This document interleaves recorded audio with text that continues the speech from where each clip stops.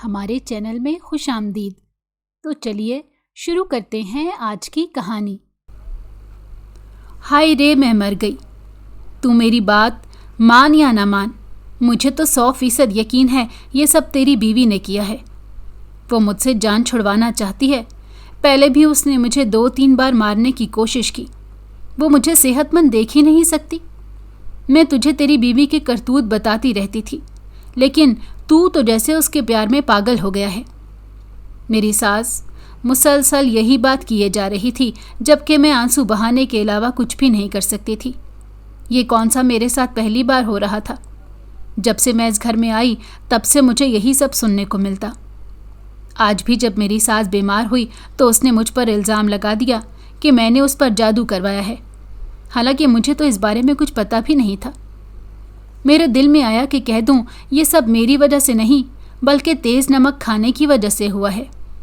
میری ساس کو بلڈ پریشر تھا، لیکن اس کے باوجود وہ پرہیز نہیں کرتی تھی اور بیمار پڑ جاتی، اور آخر میں سختی میری آتی۔ میں نے ایک نظر اپنے شوہر کو دیکھا، میرے شوہر نے مجھے خاموش رہنے کا اشارہ کیا اور اپنی ماں کے قدموں میں بیٹھ گیا۔ میں خاموشی سے چل کر اپنے کمرے میں آ گئی۔ میری ماں نے اس وقت مجھے کتنا سمجھایا تھا۔ میری بہنوں تک نے میرے فیصلے کی مخالفت کی تھی، کیونکہ میری ساس کے رویے کو دیکھ کر وہ پہچان گئی تھی کہ میری ساس اس رشتے پر راضی نہیں ہے۔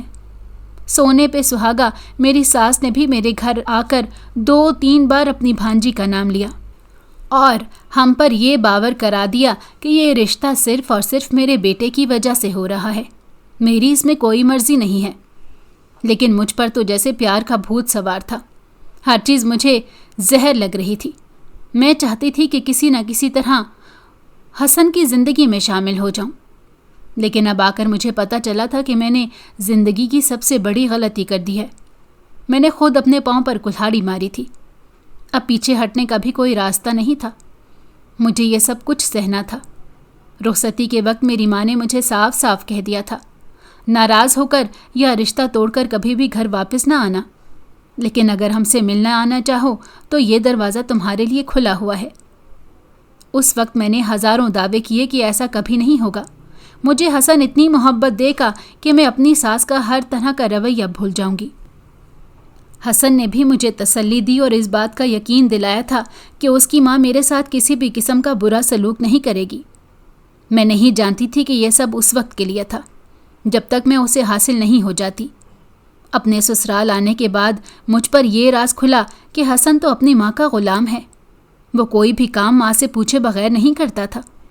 نہ جانے میرے لیے کیسے اس نے اسٹینڈ لے لیا۔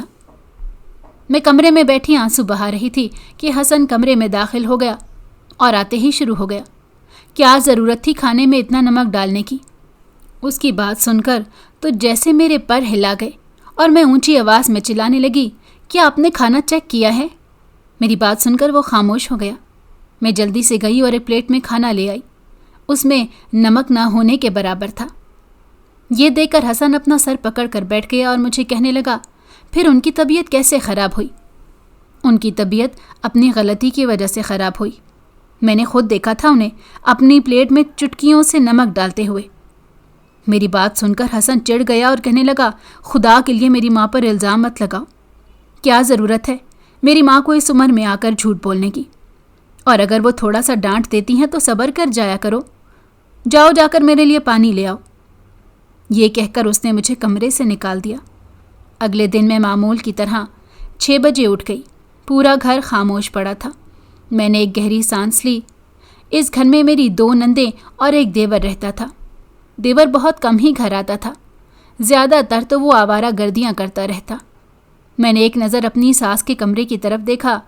دروازہ کھلا ہوا تھا، سامنے وہ بستر پر لیٹی ہوئی تھی۔ میں نے معمول کی طرح ان کے لیے ناشتہ بنایا، تب تک وہ ٹیبل پر آ چکی تھیں۔ ناشتہ بنانے اور ان کے پاس لے جانے کے وقت میں وہ مجھے عجیب نظروں سے گھورتی رہیں۔ مجھے ان کی نظروں سے کوفت محسوس ہو رہی تھی، لیکن انہیں کچھ کہنا اپنی مصیبت کو خود آواز دینے کے مترادف تھا۔ اچانک نہ جانے کون سی چیز میرے راستے میں آ گئی، مجھے ٹھوکر لگی اور آدھی چائے میرے ساس کے اوپر جا کر گری۔ میری ساس اونچی اونچی آواز میں چلانے لگی، جلا دیا، اس نے مجھے جلا دیا۔ ان کی آواز سن کر سارا گھر اٹھ گیا اور باہر آ گیا، جبکہ میں ہکا بکا ہو کر کبھی اپنی ساس کو اور کبھی ٹوٹی ہوئی پیالی کو دیکھتی۔ میری ساس ٹھنڈی چائے پیتی تھی۔ میں نے اس چائے کو اچھی طرح ٹھنڈا کیا تھا۔ ٹھنڈی چائے سے بھلا کون جل سکتا ہے؟ کچھ دیکھے بغیر حسن نے فوراً اپنی ماں کا ہاتھ پکڑ لیا اور مجھے ڈانٹنے لگا۔ میں نے اپنی ساس کو دیکھا، جنہوں نے فوراً ہاتھ چھڑوا لیا اور اپنی بیٹی کو اشارہ کیا اور اس کے ساتھ کمرے میں چلی گئیں۔ ساتھ ساتھ وہ مجھے بددعائیں بھی دیتی جا رہی تھی۔ ایک بار پھر سارے گھر کے سامنے بے گناہ ہوتے ہوئے بھی میں گنہگار کہلا گئی۔ اف اللہ جی، کیسی بے بسی تھی۔ میرا شدت سے دل چاہ رہا تھا کہ یہاں سے کہیں دور بھاگ جاؤں، لیکن میں اپنے میکے بھی نہیں جا سکتی تھی۔ مجھے مہینے میں صرف ایک بار اپنے گھر جانے کی اجازت ہوتی، وہ بھی صرف ایک رات کے لیے۔ یہ میری ساس کا حکم تھا۔ وہ پورا دن معمول کے مطابق میں کام کرتے رہی۔ گھر میں نوکر ہونے کے باوجود میری ساس سارے کام مجھ سے کروایا کرتی، جبکہ خود سارا دن اپنی بیٹیوں کے ساتھ بیٹھ کر اپنے خاندان والوں کی برائیاں کرتی رہتی۔ کبھی کبھار مجھے افسوس ہوتا تھا اور میں سوچتی کہ 5 وقت کی نمازی اور قرآن پاک کی اتنی پابند ہونے کے باوجود بھی وہ غیبت کرنے سے باز کیوں نہیں آتی۔ شام کو میرا شوہر گھر آیا۔ میں نے اس سے بات کرنے کا فیصلہ کیا کہ میں نے اپنی ماں کے گھر جانا ہے۔ میری بات سن کر وہ فوراً اٹھ کھڑا ہوا اور کہنے لگا، رکو، میں امی سے پوچھ کر آتا ہوں۔ میں اسے روکتی رہ گئی۔ امی سے پوچھنے سے اچھا تھا کہ میں خود ہی جانے سے انکار کر دوں۔ میں دیکھ رہی تھی کہ شام سے وہ ماں بیٹیاں اپنے کمرے میں بند تھیں، نہ جانے کس موضوع پر گفتگو ہو رہی تھی۔ خیر مجھے کیا، میں تو شکر ادا کر رہی تھی کہ میں ان کے طنزوں کے تیر سے بچی ہوئی ہوں۔ میں اپنے شوہر کے واپس آنے کا انتظار کرنے لگی۔ جو خبر اس نے سنائی وہ سن کر میری حیرت کی انتہا نہ رہی، کیونکہ میری ساس نے مجھے اپنے گھر جانے کی اجازت دے دی تھی، وہ بھی نہ صرف ایک دن کے لیے بلکہ پورے 1 ہفتے کے لیے۔ میں اس اچانک ہونے والی تبدیلی پر حیران تھی۔ مجھے دال میں کچھ کالا لگ رہا تھا۔ میں منہ کھول کر اپنے شوہر کو دیکھ رہی تھی جب اس کی آواز پر میں ہوش کی دنیا میں آئی۔ کیا ہو گیا ہے یار نیلم، تم یوں ہی امی کے بارے میں غلط سوچتی ہو۔ وہ اتنی بھی بری نہیں ہیں، بس تمہاری بہتری چاہتی ہیں۔ اس کے منہ سے اپنی ماں کی تعریف سن کر میرا حلق کڑوا ہو گیا۔ اب اٹھو، جاؤ میرے لیے پانی لے کر آؤ۔ میں اس کے لیے پانی لینے چلی گئی، لیکن میرے ذہن میں اپنی دوست کی بات گردش کر رہی تھی، جس نے تھوڑی دیر پہلے ہی فون پہ مجھے کہا تھا کہ اگر تو چاہتی ہے تیری ساس تیرے ساتھ اچھی طرح پیش آئے تو اس کا آخری حل یہی ہے، کسی عامل سے رابطہ کرو، وہ ضرور تمہاری مدد کرے گا۔ اس وقت عامل کا نام سن کر میں ڈر گئی اور کہنے لگی، نہیں بابا، ایسا نہ ہو کہ میں کسی بڑی مشکل میں پھنس جاؤں۔ ویسے بھی ان عاملوں کا کوئی بھروسہ نہیں ہے، پیسے بٹورنے کے چکر میں یہ الٹے سیدھے عمل بھی کر دیتے ہیں۔ لیکن اب میں سوچ رہی تھی کہ گھر جا کر اپنی بہن سے اس بارے میں مشورہ لوں۔ اور یوں کچھ دنوں کے لیے میں اپنے گھر واپس آ گئی۔ مجھے دیکھ کر میرے میکے والوں کے منہ کھلے کے کھلے رہ گئے۔ انہیں یقین ہی نہیں آ رہا تھا کہ میں کبھی اپنے میکے مہینے کے آخر میں بھی آ سکتی ہوں۔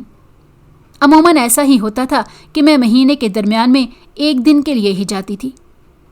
میری بہن مذاقاً مجھے کہنے لگی کہ آخر کیسے آپ کے آقا نے آپ کو اجازت دے دی، اور چھوٹا بھائی کہہ رہا تھا آج یہ چاند کہاں سے نکل آیا۔ میں ان لوگوں کی باتوں کا برا نہیں منا رہی تھی، میں تو خود خوش تھی کہ 1 ہفتہ اچھا گزرنے جا رہا تھا۔ امی نے انہیں ڈانٹ کر خاموش کروایا اور مجھ سے سب گھر والوں کی خیریت اور ساس کے رویے کے بارے میں پوچھنے لگی۔ پہلے میرے دل میں آیا کہ شکایتوں کے انبار کھول دوں، لیکن پھر خاموش ہو گئی۔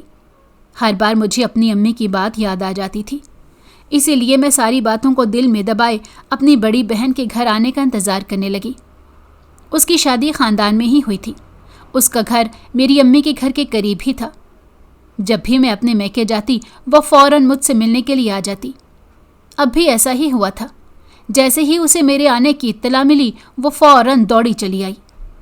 اس وقت میں اپنے کمرے میں موجود تھی۔ میری امی اور چھوٹی بہن کچن میں موجود کھانا تیار کر رہی تھی، جبکہ بھائی باہر گیا ہوا تھا۔ ادھر ادھر کی باتوں کے بعد اس نے جب مجھ سے میری ساس کے رویے کے بارے میں پوچھا، میں پھوٹ پھوٹ کر رونے لگی اور اسے ساری کہانی سنا دی۔ ایک اچھی بہن کی طرح اس نے مجھے اپنے سینے سے لگایا اور مجھے تسلی اور صبر کی تلقین کی۔ کیونکہ وہ بھی جانتی تھی جب تک میری ساس زندہ ہے تب تک سکون میری زندگی میں حرام تھا۔ پھر میں اپنے موقف پر لوٹ کر آئی۔ جو بات کل سے میرے دل میں مچل رہی تھی میں نے اسے اپنی بہن سے شیئر کر دیا۔ میری بات سن کر وہ خاموش ہو گئی اور کہنے لگی، میں نے بھی سنا ہے کہ اگر ساس ایسی ہو اور کسی بھی حال میں آپ سے خوش نہ ہو رہی ہو تو اس پر عمل کروانے سے یا کوئی وظیفہ شروع کرنے سے اس کا رویہ آپ کے ساتھ بہتر ہو جاتا ہے۔ اس کی بات سن کر میں خوش ہو گئی اور کہنے لگی، تو کیا پھر میں بھی کسی عامل سے رابطہ کروں؟ اب میں نے یہ بھی نہیں کہا۔ تو میں کیا کروں؟ میں روحان سی ہو گئی۔ تمہیں اب صبر کرنا ہے، یہ کہہ کر میری بہن میرے قریب سے اٹھ کر چلی گئی۔ مجھے اپنی امی کے گھر آئے 1 دن ہو چکا تھا جب اچانک میرے سسرال سے کال آئی۔ میرا بھائی فون اٹھا کر بھاگتا ہوا میرے پاس آیا اور کہنے لگا، آپی آپ کی کال ہے۔ میں یہی سمجھ رہی تھی کہ میرے شوہر نے مجھے کال کی ہوگی کیونکہ اس کا نمبر شام سے بند آ رہا تھا۔ ضرور اس کا موبائل چارج نہیں ہوگا، اس وجہ سے اس نے گھر کا نمبر استعمال کیا۔ لیکن آگے میری ساس تھی۔ مجھے بالکل بھی توقع نہیں تھی کہ میری ساس مجھے فون کرے گی۔ ایسا میرے ساتھ زندگی میں پہلی بار ہو رہا تھا۔ وہ نہایت آرام سے اور میٹھے انداز میں مجھ سے میری خیریت پوچھ رہی تھی۔ ایک کے بعد دوسرا جھٹکا۔ تھوڑی دیر کے لیے خاموشی چھا گئی، اس کے بعد دوبارہ میری ساس کی آواز گونجی۔ پہلے میں چاہ رہی تھی کہ یہ کام خود ہی کروں، لیکن پھر میں یہ سوچ کر رک گئی کہ تم ہمارے گھر کی پہلی بہو ہو تو تم سے مشورہ لینا چاہیے، اور جو کام میں کرنے جا رہی ہوں یہ تم سے بہتر کوئی بھی نہیں کر سکتا۔ میں اپنی سانس روکے ساس کی باتیں سننے لگی۔ نہ جانے اب وہ مجھ سے کون سا امتحان لینے جا رہی تھیں، اور تھوڑی دیر بعد اس نے جو بات کی مجھے لگا کہ ساتوں آسمان میرے سر پر آ کر گر گئے ہوں۔ وہ اپنی چھوٹی بیٹی کی شادی میرے بھائی سے کروانا چاہتی تھی، جبکہ وہ جانتی تھیں کہ میرا بھائی اس کی بیٹی سے چھوٹا ہے۔ اس نے مجھے یہ بتانے کے لیے فون کیا تھا کہ میں اپنے گھر والوں سے اس بارے میں بات کروں۔ بات کرنے کا مطلب یہ تھا کہ میں نے ہر حال میں اپنے گھر والوں کو اس چیز کے لیے راضی کرنا تھا۔ تھوڑی دیر بعد اس نے کال کاٹ دی۔ میری امی سوالیہ نظروں سے میری طرف دیکھنے لگیں۔ مجھے سمجھ نہیں آ رہا تھا کہ میں انہیں یہ بات کیسے بتاؤں۔ تھوڑی دیر بعد میرے گلے سے مری مری آواز نکلی اور میں نے اپنی ساس کا مدعا اپنی ماں کو سنا دیا۔ میری بات سن کر میری ماں یکدم بھڑک اٹھی اور کہنے لگیں، وہ سوچ بھی کیسے سکتی ہیں اس بارے میں؟ میرا بیٹا ابھی پڑھ رہا ہے اور اس کا رشتہ میں نے بچپن میں ہی اس کی خالہ کی بیٹی سے طے کر دیا تھا۔ اپنی ساس کو بولو کہ یہ خیال اپنے دل سے نکال دے۔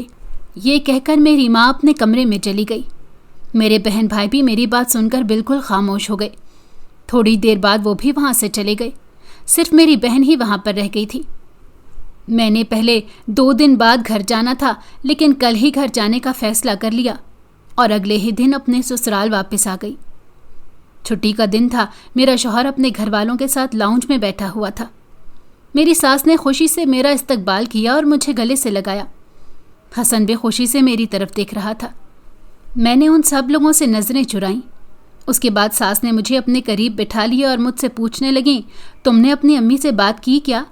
کیا کہا تمہاری ماں نے اس بارے میں؟ اس وقت میری نند شرماتے ہوئے اپنے کمرے میں چلی گئی۔ مجھے اس سے شدید چڑ ہو رہی تھی۔ کم از کم اسے تو عمروں کا لحاظ ہونا چاہیے تھا۔ وہ تو اس رشتے سے انکار کر سکتی تھی۔ کیسے وہ اپنے سے 5 سال چھوٹے لڑکے کے ساتھ شادی کر سکتی تھی؟ لیکن ان لوگوں میں سے کسی کے پاس نہ تو ضمیر تھا اور نہ ہی دل، جو ان سے کسی بھی چیز کی امید رکھی جاتی۔ میں نے انہیں صاف صاف بتا دیا کہ میری ماں اس رشتے پر راضی نہیں ہو رہی، کیونکہ میرا بھائی ابھی بہت چھوٹا ہے۔ ایک تو عمروں کا فرق بہت زیادہ ہے، اور دوسری بات اس کا رشتہ بچپن میں ہی اماں نے خالہ کی بیٹی سے طے کر دیا تھا۔ اماں نے زبان دی ہوئی ہے، وہ اپنی زبان سے نہیں مکر سکتی۔ لاؤنج میں یوں خاموشی چھا گئی جیسے سب لوگوں کو کسی سانپ نے ڈس لیا ہو۔ اچانک میری ساس کی غصیلی آواز لاؤنج میں گونجی، اگر میری بیٹی تمہارے گھر نہیں جائے گی تو تم بھی اس گھر میں نہیں آ سکتی۔ اپنا بوریا بستر باندھو اور نکلو میرے گھر سے۔ میں نے اپنے شوہر کی طرف دیکھا۔ حسن مجھ سے نظریں چرانے لگا۔ مجھے اس وقت شدید دکھ ہو رہا تھا۔ میں خاموشی سے اپنے کمرے کی طرف چل دی اور اپنا سامان سیٹ کرنے لگی۔ حسن کمرے میں آیا اور کہنے لگا، کسی بھی طرح اپنی ماں کو اس رشتے کے لیے مناؤ، ورنہ ہمارے رشتے پر برا اثر پڑ سکتا ہے۔ ایسا نہ ہو کہ ہمارا رشتہ ہی ٹوٹ جائے۔ صدمے میں میں اپنے منہ سے کچھ بول ہی نہیں پا رہی تھی۔ مجھے جو لگا تھا کہ اس معاملے میں حسن میرا ساتھ دے گا، میرا سہارا بنے گا، لیکن وہ بھی اپنی ماں کی ہی بولی بول رہا تھا۔ میں نے اسے سمجھانے کی اور اس سے بات کرنے کی کوشش کی، لیکن حسن میری کوئی بھی بات سننے کو تیار نہیں تھا۔ کاش میں اس وقت اپنے گھر والوں کی باتیں مان لیتی اور کبھی بھی اس انسان سے شادی نہ کرتی، تو آج میں کتنی خوش ہوتی۔ بے کیف دن گزر رہے تھے۔ میری ساس ہر روز مجھے تانے دیتی اور گھر سے نکلنے کی دھمکی دیتی۔ اس کے ساتھ ساتھ اس نے مجھے ایک ہفتے کا ٹائم دے رکھا تھا کہ کسی بھی طرح ہفتے کے اندر اندر اپنے گھر والوں کو مناؤ، ورنہ تمہیں دھکے دے کر گھر سے باہر نکال دیں گے۔ مجھے سمجھ نہیں آ رہا تھا کہ اس حالات میں کیا کروں۔ میرا دماغ سوچ سوچ کر معاف ہو چکا تھا۔ اچانک میرے ذہن میں اپنی دوست کا خیال آیا جس نے مجھے ایک بار ایک عامل کے پاس جانے کی پیشکش کی تھی۔ میں نے جلدی سے اسے فون ملایا اور اس کے سامنے ساری بات کھول کر رکھ دی۔ میری بات سن کر چند لمحے وہ خاموش ہو گئی اور کہنے لگی، میں نے تمہیں پہلے ہی سمجھایا تھا۔ اس کی بات میں نے کاٹ دی اور کہنے لگی، خدا کے لیے اس وقت مجھے کوئی بھی نصیحت نہیں کرنا اور نہ ہی گزرے ہوئے وقت کا حوالہ دینا۔ مجھے اس وقت صرف اور صرف تسلی کی اور کسی کے سہارے کی ضرورت ہے۔ اگر تم میری مدد کر سکتی ہو تو بتاؤ، ورنہ میں کچھ اور سوچ لیتی ہوں۔ میری بات سن کر وہ بوکھلا گئی اور کہنے لگی، یار تم تو ناراض ہو گئی ہو، میں تو ویسے ہی کہہ رہی تھی۔ چلو ٹھیک ہے، کل تم میری طرف آ جاؤ، ہم دونوں مل کر ایک عامل کے پاس جائیں گے۔ تمہیں اس عامل کا کہاں سے پتہ چلا؟ میں نے اپنی دوست سے پوچھا۔ میری دوست نے کہا کہ وہ بھی اپنے مسائل اسی سے حل کرواتی ہے۔ میں خاموش ہو گئی اور شدت سے صبح ہونے کا انتظار کرنے لگی۔ صبح ہوتے ہی میں اپنی ساس کے پاس گئی اور اسے کہنے لگی کہ میں نے اپنے میکے جانا ہے، میں ایک بار امی سے جا کر بات کرنا چاہتی ہوں اور انہیں منانا چاہتی ہوں، انشاءاللہ وہ ضرور مان جائیں گی۔ میری بات سن کر میری ساس کے چہرے کے تاثرات تھوڑے نارمل ہوئے اور پھر انہوں نے مجھے دعائیں دیتے ہوئے گھر سے رخصت کیا۔ دل ہی دل میں سوچ رہی تھی اپنی ساس کو اچھی طرح سبق سکھاؤں گی، اس نے میرا بہت جینا حرام کیا تھا اور میری زندگی کے خوبصورت لمحات کو ضائع کر رہی تھی۔ یوں میں اپنی دوست کے ساتھ اس عامل کی طرف چلی گئی۔ اس عامل کو ڈھونڈتے ہوئے ہمیں کافی مشکل پیش آئی کیونکہ اس نے اپنا ٹھکانہ تبدیل کر دیا تھا۔ تقریباً دن کا 1 بج رہا تھا جب میں وہاں پہنچی۔ 2 بجے میری باری آئی، پھر میں نے جا کر سب کچھ عامل کو بتا دیا۔ میری بات سن کر عامل خوش ہو گیا اور کہنے لگا، ٹھیک ہے، میں تمہاری مدد کر دوں گا، لیکن اس کے لیے فیس لگے گی۔ دوست نے پہلے ہی مجھے اس کی فیس کے بارے میں بتا دیا تھا۔ میں نے خاموشی کے ساتھ 10,000 اس کے سامنے رکھ دیے، جسے دیکھ کر عامل خوش ہو گیا اور کہنے لگا، سمجھو تمہارا آدھا کام ہو گیا ہے۔ اس کے بعد اس نے مجھے کہا کہ تمہیں روز قبرستان جا کر کالا علم کرنا پڑے گا۔ کالے جادو کا نام سن کر میں ایک لمحے کے لیے اندر سے کانپ گئی، کیونکہ میں نے سن رکھا تھا جو بھی کالا علم کرتا ہے وہ اسلام سے خارج ہو جاتا ہے، جبکہ میں ایسا کسی بھی صورت نہیں چاہتی تھی۔ میں نے عامل کو یہ کام کرنے سے انکار کر دیا۔ میری بات سن کر عامل خاموش ہو گیا اور کہنے لگا، اس کے علاوہ اور کوئی چارہ نہیں ہے، ایک یہی چیز ہے جو تمہاری ساس کا منہ بند کر سکتی ہے اور تمہارے گھر کو بچا سکتی ہے، باقی تم خود سمجھدار ہو۔ اس کے بعد وہ گھر کے تمام حالات مجھے نئے سرے سے اور دوبارہ بتانے لگا، اور پھر جذبات میں آ کر میں نے وہ عمل کرنے کا فیصلہ کر لیا۔ اندر سے میں ابھی بھی ڈر رہی تھی۔ جب میں باہر نکلی میرا جسم خوف سے کانپ رہا تھا۔ میری دوست نے جب میری یہ حالت دیکھی تو وہ پریشان ہو گئی۔ میں نے سب کچھ اس کے سامنے رکھ دیا تو وہ مجھے تسلی دینے لگی اور کہنے لگی، فکر مت کرو، ایسا کچھ بھی نہیں ہے، تم ویسے بھی کسی غلط مقصد کے لیے کام نہیں کر رہی، تم صرف اور صرف اپنی زندگی کو تھوڑا آسان بنانا چاہتی ہو۔ عامل کی اور اپنی دوست کی باتوں سے میرا ذہن دوبارہ گناہ اور ثواب سے ہٹ گیا۔ اب میں یہ سوچ رہی تھی کہ اپنی ساس کے سامنے کیا بہانہ بناؤں گی۔ جب میں واپس گئی میری ساس بے صبری سے میرا انتظار کر رہی تھی۔ مجھے اندر آتے دیکھ کر ہی وہ کہنے لگی، تمہاری ماں نے کیا کہا؟ میں نے گہری سانس لی اور دوبارہ اپنے ساتھ سے جھوٹ بولا کہ وہ مان جائیں گی، لیکن مجھے اس کے لیے دوبارہ ان کے پاس جانا پڑے گا۔ ساس نے کہا، ہاں بے فکر ہو جاؤ، تم جتنے دن وہاں پر رہنا چاہو رہو، بس کسی طرح اپنی ماں کو مناؤ۔ میں خاموشی سے اپنے کمرے کی طرف آ گئی اور سوچنے لگی کہ آخر کیوں میری ماں اس رشتے کے لیے مانے، جبکہ وہ اچھی طرح میری ساس کا رویہ جانتی ہے۔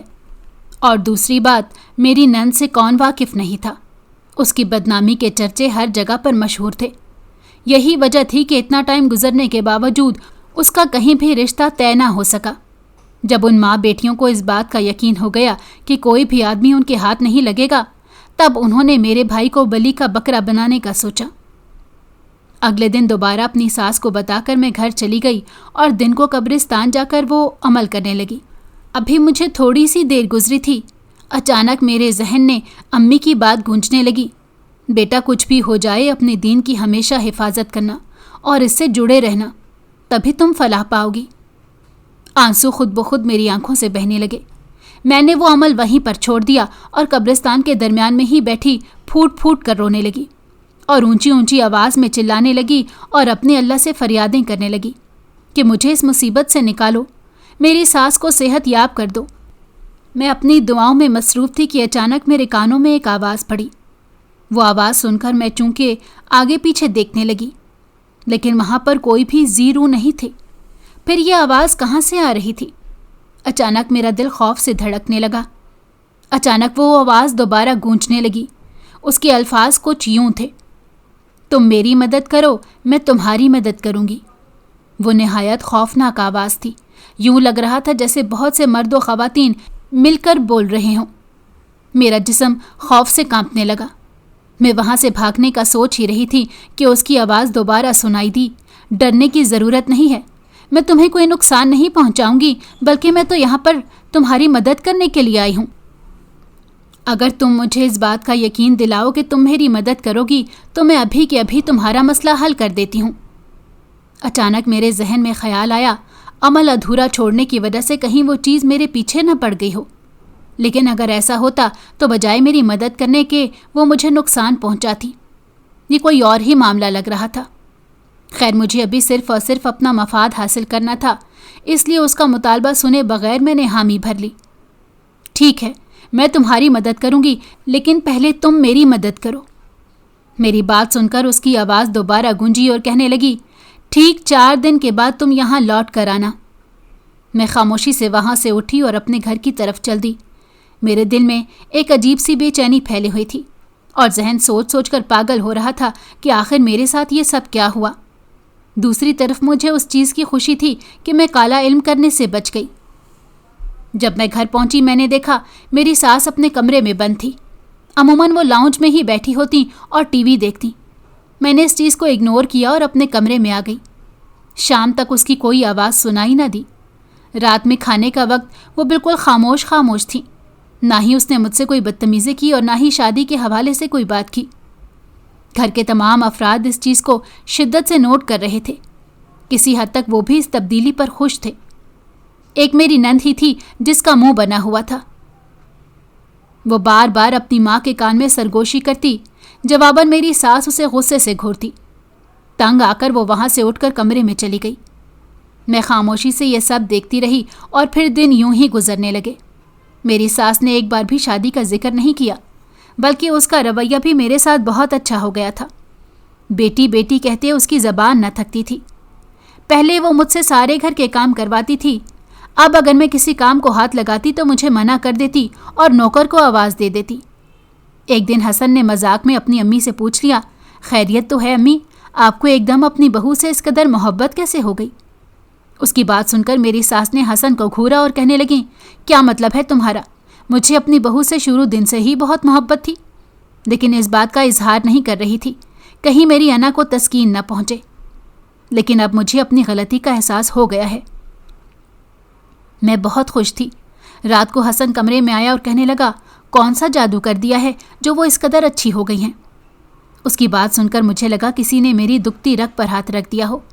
میں کہنے لگی، تمہیں میں ایسی لگتی ہوں جو اپنی ہی ساس پر جادو کرے گی؟ تو کہنے لگا، میں تو یوں ہی مذاقاً کہہ رہا تھا، تم سیریس کیوں ہو رہی ہو؟ اس کے بعد وہ سونے کے لیے لیٹ گیا، جبکہ میں سوچ رہی تھی کہ 4 دن پورے ہو گئے ہیں، اب مجھے دوبارہ قبرستان جانا تھا۔ قبرستان جانے کا سوچ کر دوبارہ سے میرے دل میں بے چینی بھرنے لگی اور سوچنے لگی نہ جانے وہ کس چیز کا مطالبہ کرے گی۔ اب میں پچھتا رہی تھی، کاش اس کی بات ماننے سے پہلے میں اس کا مطالبہ پوچھ لیتی۔ اگر اس نے کسی ایسی چیز کے بارے میں کہہ دیا جو میرے بس سے باہر کی بات ہوئی، پھر کیا ہوگا؟ لیکن اب جو ہونا تھا وہ تو ہو چکا تھا۔ اگلے دن اپنی ساس کو بتا کر میں دوبارہ اسی قبرستان آ گئی جہاں پر میں پہلے گئی تھی۔ وہیں چلی گئی اور کھڑی ہو کر اپنے آس پاس دیکھنے لگی۔ اچانک میرے کانوں میں غیبی آواز پڑی۔ مجھے یقین تھا کہ تم میرے پاس ضرور آؤ گی۔ میں نے اس سے کہا اب تم اپنا مطالبہ بتاؤ۔ ساتھ میں نے اسے یہ بھی پوچھ لیا کہ اگر میں تمہارا مطالبہ نہ مان سکی تو پھر کیا ہوگا؟ تھوڑی دیر کے لیے خاموشی چھا گئی اور پھر انتہائی سخت الفاظ اور لہجے میں وہ غیبی مخلوق کہنے لگی، اگر تم نے میرا مطالبہ ماننے سے انکار کیا یا مجھے کوئی چالاکی دکھائی تو تمہارے سارے خاندان کو جان سے مار دوں گی۔ ان کے یہ الفاظ سن کر میں اندر تک لرز گئی اور پھر کانپتی ہوئی آواز میں کہنے لگی، لیکن اس نے جو بات کی وہ سن کر میرے پاؤں کے نیچے سے زمین نکل گئی۔ وہ کہہ رہی تھی کہ میں اپنے پیٹ میں اس کا بچہ رکھوں اور پھر اس کو پیدا کروں۔ یہ کیسے ممکن ہو سکتا تھا؟ مجھے لگا کہ میں اگلی سانس نہیں لے پاؤں گی، لیکن میرے پاس اس کے علاوہ اور کوئی چارہ نہیں تھا۔ میری نظروں کے سامنے میرے خاندان والوں کے چہرے گھومنے لگے، کیونکہ ایک بات کا تو مجھے اندازہ ہو چکا تھا کہ اس نے میرے خاندان تک رسائی حاصل کر لی تھی۔ یہی وجہ تھی کہ اس نے میری ساس کا ذہن بھی تبدیل کر دیا۔ پھر میں نے اسے کانپتی ہوئی آواز میں پوچھا، لیکن ایسا کیوں؟ میں ہی کیوں اس کام کے لیے؟ تم خود اپنا بچہ کیوں نہیں پیدا کرتی؟ میری بات سن کر تھوڑی دیر خاموشی چھائی رہی اور پھر وہ کہنے لگی کہ اس راز کے بارے میں تمہیں تب ہی بتاؤں گی جب میرا بچہ اس دنیا میں آ جائے گا۔ اور پھر چاروں ناچار مجھے اس کی بات ماننی پڑی، لیکن مجھے اس بات کا بھی ڈر تھا کہ اگر گھر والوں کو اس چیز کے بارے میں علم ہو گیا تو کہیں کوئی بڑی مصیبت نہ آ جائے۔ لیکن اس نے مجھے تسلی دی اور کہا فکر کرنے کی ضرورت نہیں ہے، یہ سب میں دیکھ لوں گی۔ تم نے صرف اس کی حفاظت کرنی ہے اور اس کو 9 مہینوں کے لیے اپنے پیٹ میں رکھنا ہے۔ کسی کو بھی اس بارے میں پتہ نہیں چلے گا۔ میں خاموشی سے وہاں سے اپنے گھر واپس آ گئی۔ مجھے اسی سے پتہ چلا تھا کہ وہ ایک جن زادی ہے۔ دن تیزی سے گزرتے جا رہے تھے۔ گھر کے حالات بہت بہتر ہو گئے تھے، لیکن اب میرے لیے ایک اور بڑی پریشانی تھی جو مجھے چین کی سانس نہیں لینے دے رہی تھی۔ ایک دن میں پریشان بیٹھی سوچ رہی تھی جب حسن میرے پاس آیا اور کہنے لگا، اب تو امی بھی ٹھیک ہو گئی ہیں، پھر تم کیوں اتنی اداس رہتی ہو؟ سب ٹھیک تو ہے؟ ایک پل کے لیے میرے دل میں آیا کہ میں حسن کو اس چیز سے آگاہ کر دوں، لیکن پھر کچھ سوچ کر رک گئی۔ پہلی بات تو یہ تھی کہ وہ اس چیز پر یقین نہیں کرتا، اور دوسری بات یہ تھی کہ وہ شاید مجھے غلط سمجھتا، پھر ایک نئی مصیبت آ جاتی۔ 2 مہینے یوں ہی گزر گئے۔ مجھے اپنے وجود میں تبدیلی محسوس ہو رہی تھی۔ مجھے ڈر صرف اس بات کا تھا کہ اگر میرے وجود کی تبدیلی کے بارے میں گھر والوں کو علم ہو گیا تو میں انہیں کیسے صفائی پیش کروں گی۔ لیکن میرا یہ ڈر بھی اس جن زادی نے دور کر دیا اور مجھے ایک انگوٹھی پہننے کو دی۔ اس انگوٹھی کو پہننے کے بعد کسی کو بھی میری بدلتی ہوئی حالت کا اندازہ نہیں ہوا۔ لیکن ایک اور عجیب بات تھی جو مجھے بے چین کر رہی تھی۔ مجھے یوں لگتا تھا جیسے میرے آس پاس ہر وقت کوئی نہ کوئی موجود ہوتا ہے۔ ایک دن تو حد ہی ہو گئی۔ میں اپنے دھیان میں سیڑھیاں اتر رہی تھی جب مجھے یوں لگا کسی نے مجھے پیچھے سے دھکا دیا ہو۔ میں منہ کے بل زمین پر گرنے ہی لگی تھی کہ نہ جانے حسن وہاں پر کہاں سے آ گیا اور اس نے مجھے پکڑ لیا۔ تمہارا دھیان کہاں پر ہوتا ہے؟ ابھی تمہیں چوٹ لگ جاتی پھر کیا ہوتا؟ جبکہ میں ہکا بکا اس کے چہرے کو دیکھتی اور کبھی اپنے پیچھے دیکھتی جہاں پر اس کا کوئی بھی وجود نہیں تھا۔ کم از کم وہ جن زادی تو نہیں ہو سکتی تھی۔ آخر وہ کیوں اپنے ہی ہاتھوں سے اپنے بچے کو نقصان پہنچانے کی کوشش کرتی؟ پھر وہ کون تھا؟ میرا دل خوف سے باہر آنے کو ہو گیا۔ مجھے ایسا لگ رہا تھا جیسے میں کسی جال میں پھنس گئی ہوں جہاں سے نکلنے کا کوئی بھی راستہ ممکن نہیں ہے۔ شام کو جن زادی معمول کی طرح میرے پاس آئی اور میرے سامنے کوہکاف سے لایا ہوا فروٹ رکھا۔ وہ چہرے سے کافی خوش لگ رہی تھی۔ صرف 3 مہینے ہی رہ گئے تھے اس کا بچہ اس دنیا میں آنے والا تھا، جبکہ میں پہلے سے کمزور ہو گئی تھی۔ میں نے آج اپنا عکس شیشے میں دیکھا تو خود ہی ڈر گئی۔ میری آنکھوں کے نیچے گہرے حلقے پڑے ہوئے تھے، جبکہ جسم نے عجیب و غریب شکل اختیار کر لی تھی۔ خدا کا شکر تھا کہ یہ چیز باقی لوگوں کی نظروں سے اوجھل تھی، ورنہ ایک بڑی قیامت آ جاتی۔ میں نے اس جن زادی کو بتایا کہ آج مجھے کسی نے سیڑھیوں سے گرانے کی کوشش کی ہے۔ وہ تو خدا کا شکر تھا جو میرا شوہر وہاں پر آ گیا اور اس نے مجھے بچا لیا۔ میری بات سن کر جن زادی کے چہرے پر ایک سایہ آ کر لہرایا۔ کہیں انہیں اس بارے میں علم تو نہیں ہو گیا؟ وہ मुंह ही मुंह में बड़बड़ाने लगी। मैं उसे पूछना चाहती थी कि तुम किसके बारे में बात कर रही हो, लेकिन उसने मेरी बात काट दी और कहने लगी कि हमें यहाँ से निकलना होगा, वरना वो मेरे बच्चे को मार देंगे। कौन मार देंगे? तुम किसकी बात कर रही हो? मैंने उससे पूछा, लेकिन वो तो जैसे अपने होश में ही नहीं थी। उसने मेरे गले में कोई लॉकेट डाला और कहा, कल ही मैं तुम्हें यहाँ से ले जाऊंगी। तब तक तुमने ये लॉकेट अपने गले में पहने रखना है और इसे नहीं उतारना, कुछ भी हो जाए। उस जादूगर को इस बच्चे के बारे में इल्म हो गया है और वो उसे छीनने की कोशिश करेगा। तुम खुदा के लिए कुछ भी हो जाए इस बच्चे को उसके हवाले मत करना। इस बच्चे के लिए मैंने कितने सालों इंतज़ार किया। ये कहकर वो फूट फूट कर रोने लगी। वो मेरे पाँव में गिर गई थी। उसे यूं रोता हुआ देखकर मैं बौखला गई और कहने लगी, तुम फिक्र मत करो, मैं उसकी अपनी जान से बढ़कर हिफाजत करूंगी। लेकिन तुम मुझे बताओ कि कौन शैतान जिनजाद उसे मुझसे छीनेगा। लेकिन उसने मेरी इस बात का जवाब न दिया और कहने लगी, अब मुझे यहाँ से जाना है और कल तुम्हें भी मेरे साथ चलना होगा। इस बार उसका लहजा हुक्मिया था। इससे पहले कि वो वहाँ से जाती, मैं ऊंची आवाज़ में चिल्लाने लगी कि मैं तुम्हारे साथ कहीं भी नहीं जाऊंगी और ना ही अपने घर को छोड़ूंगी। उसकी आंखें एकदम लाल हो गईं और वो मुझे गुस्से से बोलने लगी, तुमने मेरा मुतालबा कबूल करने का वादा किया था, अब अपनी बात से मत मुकरो। वो मुतालबा मैं पूरा कर रही हूँ, लेकिन मैंने तुमसे ये वादा नहीं किया था कि तुम जहाँ चाहोगी मैं वहाँ तुम्हारे साथ चली जाऊंगी। मैंने भी गुस्से से जवाब दिया, कल मैं तुम्हें ठीक इसी वक्त लेने आ जाऊंगी। ये कहकर वो जिनजादी वहाँ से चली गई, जबकि पीछे मेरी तबीयत दोबारा से ख़राब हो गई। अब न जाने ये कौन सा नया इम्तहान था। अगर मुझे अंदाज़ा होता कि इस छोटी सी बात के लिए मुझे इतना सब झेलना पड़ेगा, तो मैं कभी भी उस जिनजादी की बात को ना मानती। अगले दिन मामूल की तरह मैं सुबह 9 बजे उठी। मैंने देखा कि हसन कमरे में नहीं था। मुझे हैरत हुई क्योंकि रोज़ उसे मैं ही जगाती थी। जब मैं लाउंज में गई, मैंने देखा कि वहाँ पर मेरे सब घर वाले जमा थे, जबकि उनके साथ ही एक अजनबी इंसान बैठा हुआ था। उसे देखकर मैंने फ़ौरन से अपना दुपट्टा दुरुस्त किया।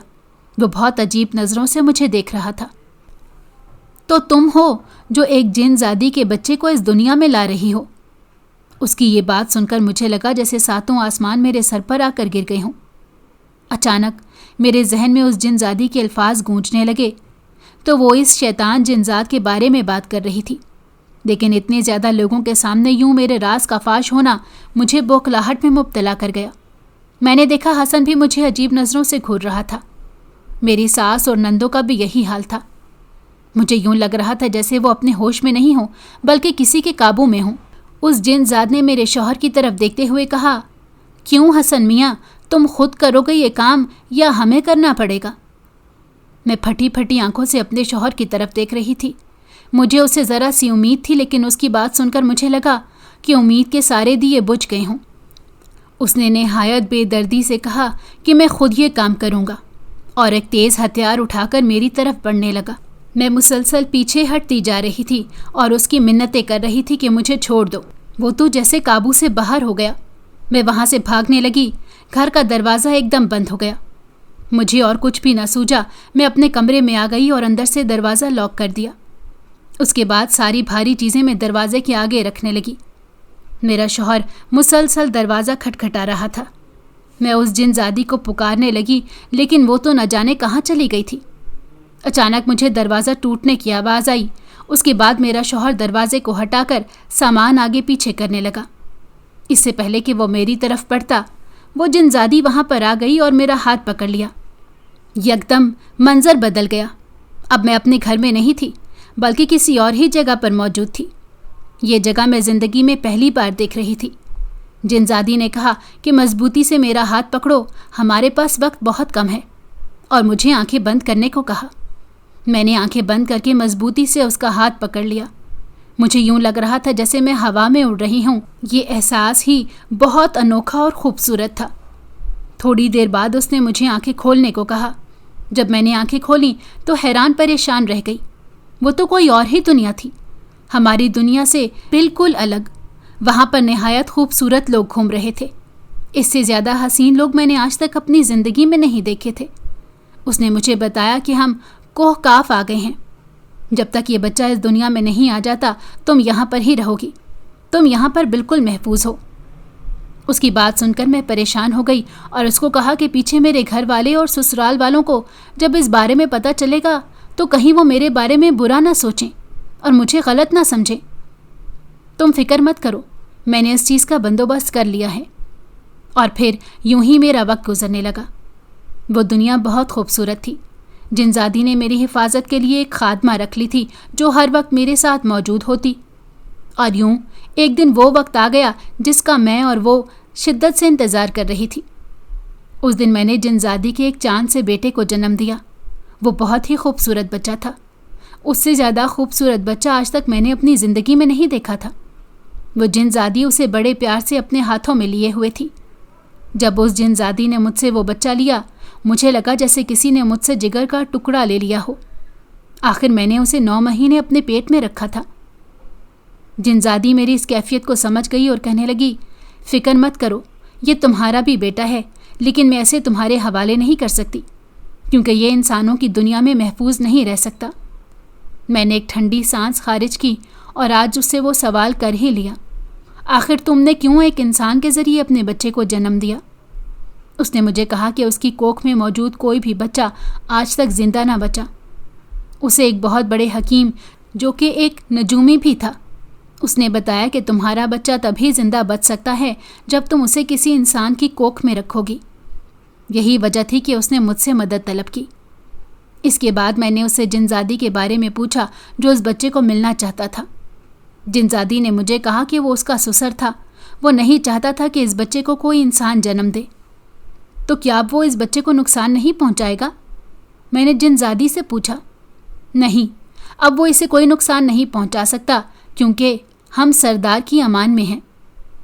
تھوڑے دن وہاں رہنے کے بعد میں نے جنزادی سے اپنی دنیا میں جانے کے لیے کہا۔ اس کے ساتھ ساتھ میں نے فکر مندی کا اظہار کیا، نہ جانے وہاں پر کیا ہوا ہوگا۔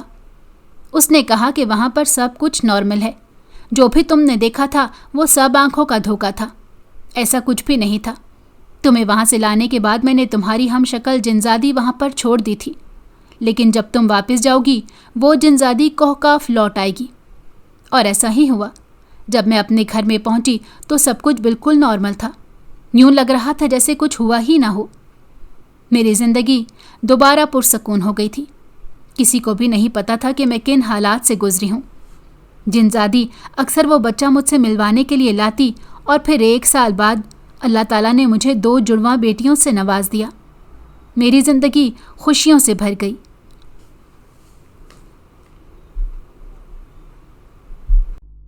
اگر آپ کو ہماری کہانی پسند آئی ہو تو ہمارے چینل کو لائک کریں اور سبسکرائب کر دیں۔ بیل نوٹیفیکیشن کو بھی آن کر دیں تاکہ ہماری آنے والی ہر مزیدار کہانی آپ کو وقت پر ملتی رہے۔